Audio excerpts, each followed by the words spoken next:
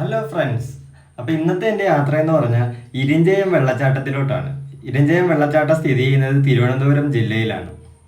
നെടുമങ്ങാട് വെമ്പായ റൂട്ടിൽ നിന്നും 3 കിലോമീറ്റർ ഉള്ളിലോട്ട് പോയാൽ ഇരിഞ്ചയം വെള്ളച്ചാട്ടത്തിൽ എത്തിച്ചേരാം. 1 കിലോമീറ്റർ കഴിയുമ്പോൾ തന്നെ ഓഫ് റോഡ് സ്റ്റാർട്ട് ചെയ്യും. ഈ വെള്ളച്ചാട്ടത്തിൻ്റെ പ്രത്യേകത എന്ന് പറഞ്ഞാൽ ഈ കാണുന്ന റബ്ബർ തോട്ടത്തിൽ നിന്നും ഒരുപാട് താഴത്തോട്ട് ഇറങ്ങണം.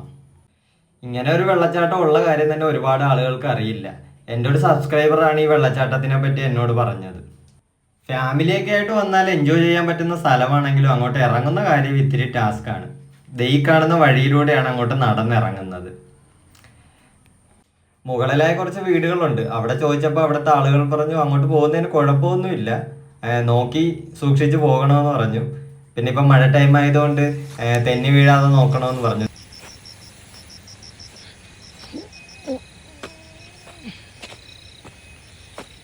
ഇങ്ങനെ മുകളിലോട്ട് കയറിപ്പോണം.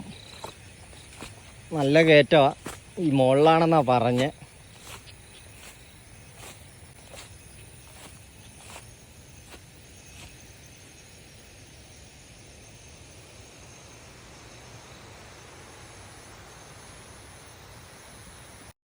ആ കാണുന്നതാണ് വെള്ളച്ചാട്ടം. ഇനി അവിടം വരെ ഇറങ്ങണം.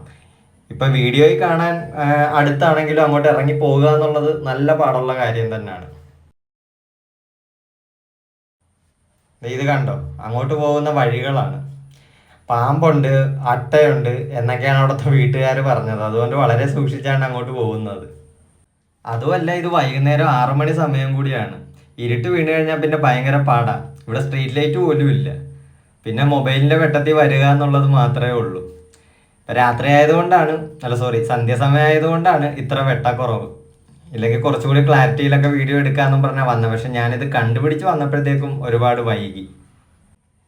നമുക്ക് കുളിക്കാനൊക്കെ പറ്റിയ അടിപൊളി ഒരു സ്പോട്ടാണിത്. പക്ഷെ അവിടം വരെ ഇറങ്ങി ചെല്ലുക എന്നുള്ളൊരു ടാസ്ക് മാത്രമേ ഉള്ളൂ. കണ്ടോ, അടിപൊളി അല്ലേ?